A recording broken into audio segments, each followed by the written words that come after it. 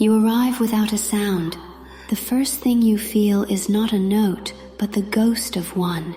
It is a vibration that travels up from the polished marble floor, through the soles of your feet, and settles deep within the cavity of your chest. It is a low, resonant thrumming, a physical presence where a sound should be. Your own heart seems to slow, attempting to match its impossible rhythm. This feeling urges you to look up. You are standing in the wings of a vast concert hall, a place built for echoes that will never come. The air is still and heavy, scented with cold stone and the sharp electric tang of ozone. Rows of velvet seats, empty and expectant, recede into a perfect architectural darkness. But the stage is not dark. The stage is alive with light. Before you, an orchestra is in the midst of a silent performance. Dozens of musicians, clad in stark black and white, move with a focused, reverent intensity. A cellist bows with a deep, mournful sweep of his arm. From the strings of his instrument, there is no sound. Instead, a thick, slow ribbon of purest indigo light unspools into the air. It coils and drifts like smoke in water, pulsing with that same deep vibration you feel in your bones. Beside him, a flutist raises her instrument. Her fingers dance, and a stream of liquid silver, thin and sharp as a needle, jets forth, weaving itself around the indigo. You see it everywhere.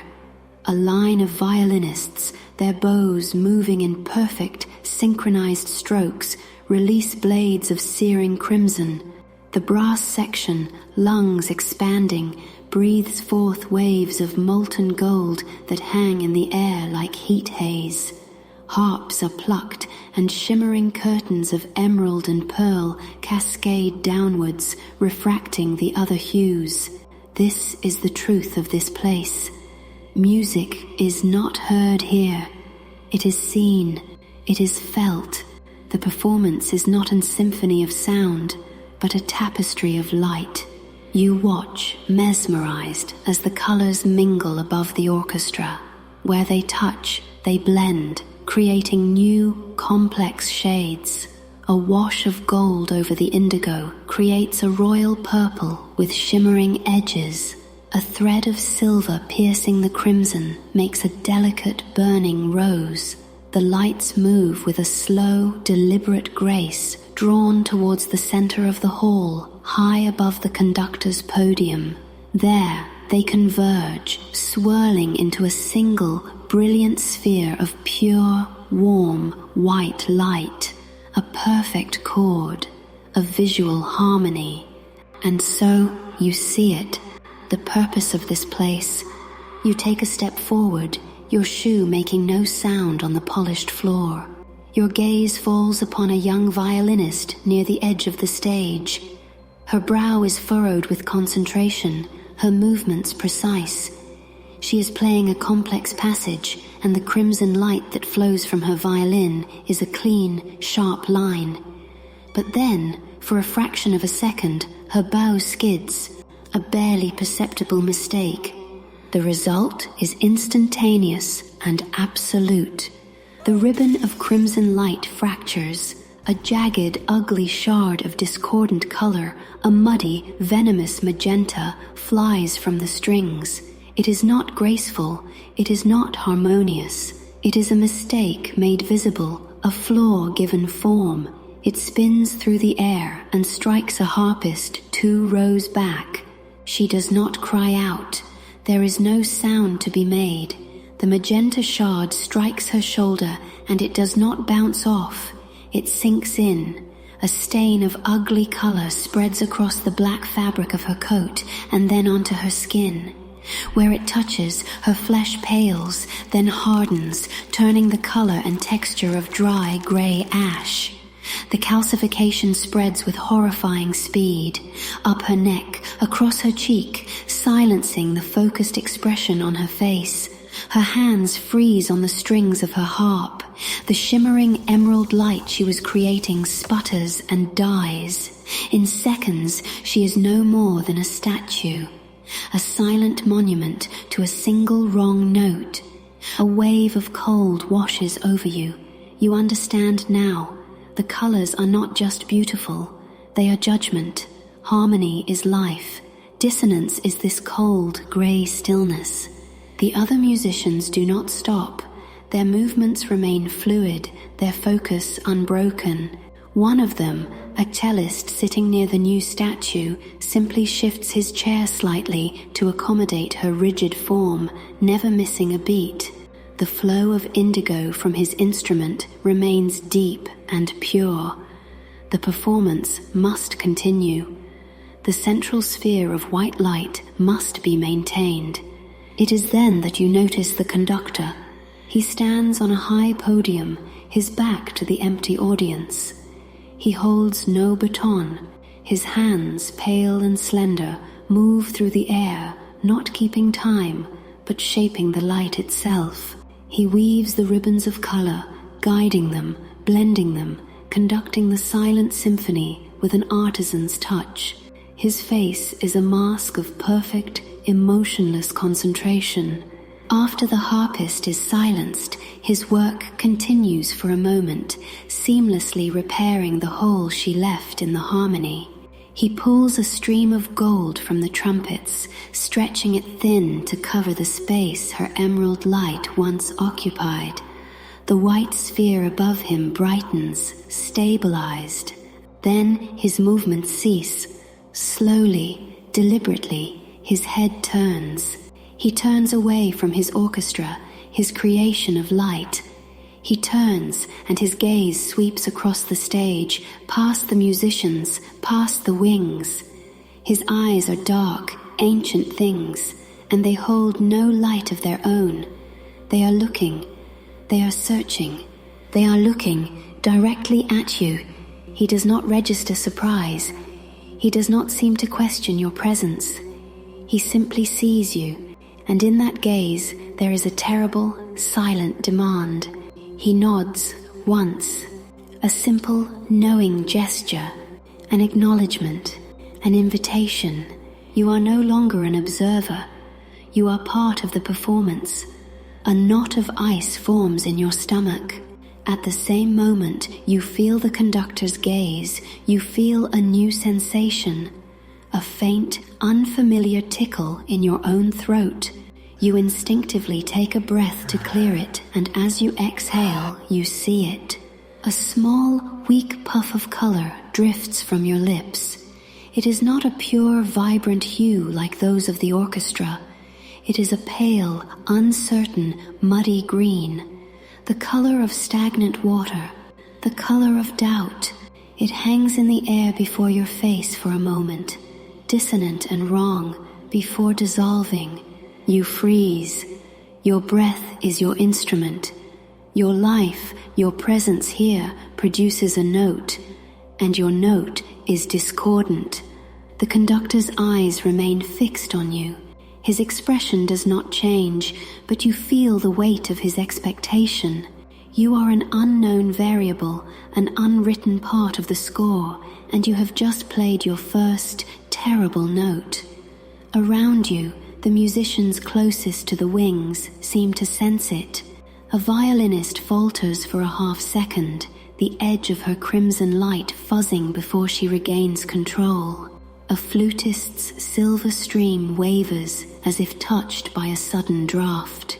Your presence, your fear, is poison in the air. It is a dissonance that threatens them all. You try to control your breathing, to make it shallow, to hold it in, but the fear only makes your heart hammer against your ribs, a frantic, chaotic rhythm. Each panicked beat sends a fresh pulse of anxiety through your body. You exhale again, a ragged gasp you cannot contain, and a larger cloud of that sickly grey-green mist pours from you. It drifts out over the stage, weaving between the pure, clean lines of the orchestra's light. Where your color touches theirs, it corrupts. A deep indigo ribbon from a cello recoils as if burned, its edges turning a bruised, dirty brown. A sliver of pure silver light is tarnished, turning dull and leaden. The magnificent white sphere above the conductor flickers, dimming for a moment, a celestial body suffering a partial eclipse. The conductor's gaze hardens. His silent demand has become a silent warning. A new sensation begins to bloom within you. A deep, penetrating cold spreads outward from your chest. It is not the chill of the room. It is the feeling of being out of tune. A physical decay brought on by your own internal dissonance. You look down at your hands, and you see the edges of your fingers are beginning to pale, the faint, telltale gray of the silenced harpist beginning to creep in. The truth is an iron weight in your gut. You are playing the wrong note, and if you cannot find the right one, you will be silenced just like her. But how? How do you play? You have no instrument, no training, no understanding of the score.